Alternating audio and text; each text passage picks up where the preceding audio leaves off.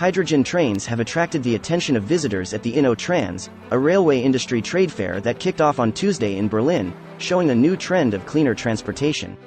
The hydrogen train from Siemens can provide a fast acceleration rate and a short refueling time, helping reduce the carbon emission of railway transportation.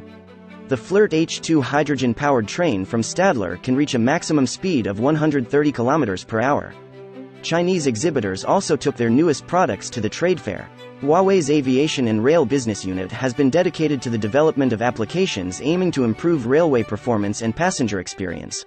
华为在欧洲应该是深耕多年了，特别是在轨道的领域。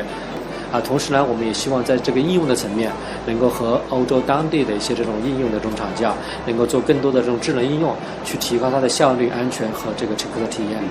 The 13th Inno Trans takes place from September 20th to 23rd this year. Inno Trans is the leading international trade fair for transport technology and takes place every 2 years in Berlin.